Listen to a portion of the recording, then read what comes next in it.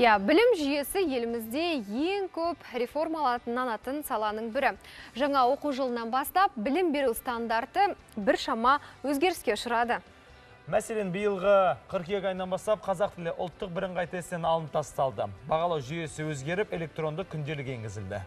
Министрлік қолға алған етшеңді реформаның тағы бір оқу бағдарламасының ағылшын тіліне көшуі, яғни ең негізгі 4 пән осы тілде оқытылады.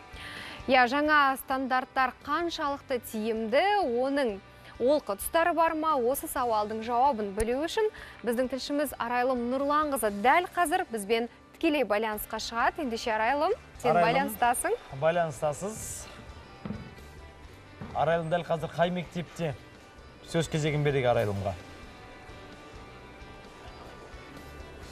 Арайлым.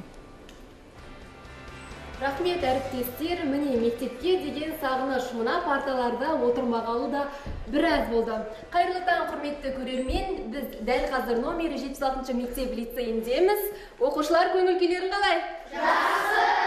Міне, оқушылардың барлығы осында ерекше көңіл-күймен, зор ынтамен 2-ші тоқсанды бастап кетті.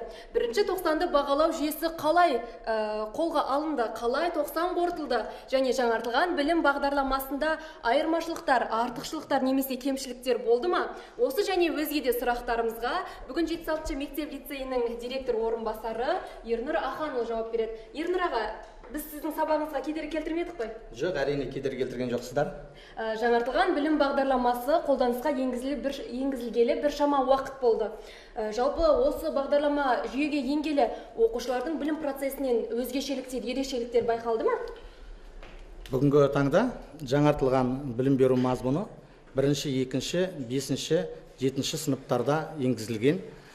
Енді жаңартылған білім беру мазмұнының қажеттілігі елбасының 100 нақты қадам ұлттық жоспарының 76-шы, 79-шы қадамдарында жазылған. Жаңартылған білім беру мазмұны не үшін қажет дегенге келетін болсақ, біз қазір 21-ші ғасыр әлемдік өркениеттің көшіне ілесу үшін, дамыған 30 мемлекеттің қатарына кірігуіміз үшін жаңартылған білім беру мазмұны өте қажет.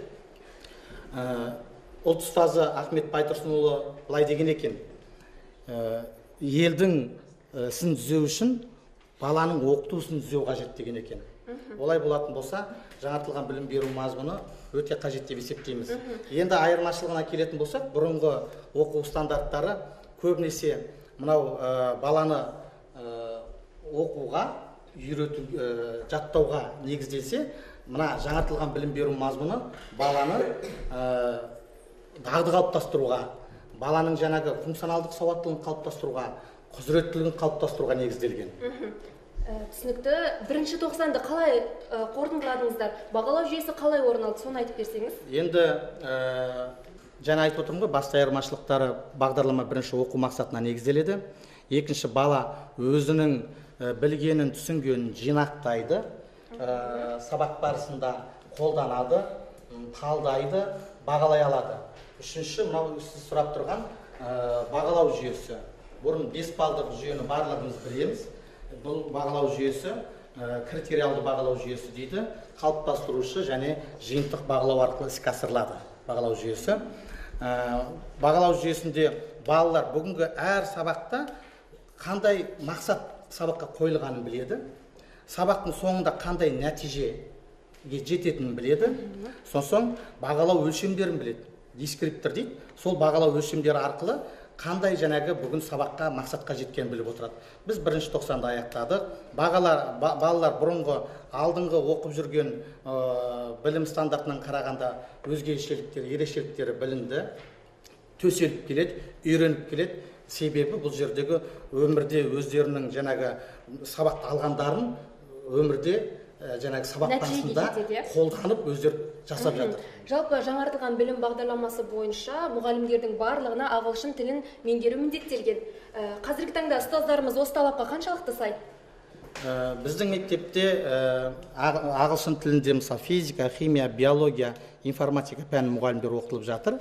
Бұлар өздерінің жаңағы сертификаттарын алып келгеннен кейін біз ойлаймыз, сол пәндерді ағылшын тілінде негізгі терминдерін сабақ беруді бастайды деп. Рахмет, міне біз мұғалім пікірін білдік. Енді оқушылардан сұрап көрелік, Есімің кім? Мен Менің атым Дарина. Дарина. Дарина, иә? Дарина, қазір аптасына 5 күн оқисыңдар. Жалпы 5 күн оққан ұнай ма? Иә, ұнайды. Себебі біз ата-аналармен көп уақыт өткізе аламыз. Жаңартылған білім бағдарламасы бойынша оқушыларда бос уақыт көбейеді. Үй тапсырмасын орындауға және сабақ өтуге өзге уақыттар бөлінеді. Сонымен қатар үйірмеге қатысуға мүмкіндіктері бар. Есімің кім? Менің атым Бауыржан. Бауыржан, қандай үйірмелерге қатысасың? Мен баскетбол үйірмесіне қатысамын. Міне, құрметті көрермен, жаңартылған білім бағдарламасының алғашқы нәтижелері көңіл қуантады. Бастысы ұрпағымыз білімді, болашағымыз баянды болсын. Қане, барлығымыз бірге жоғарғы көңіл күймен.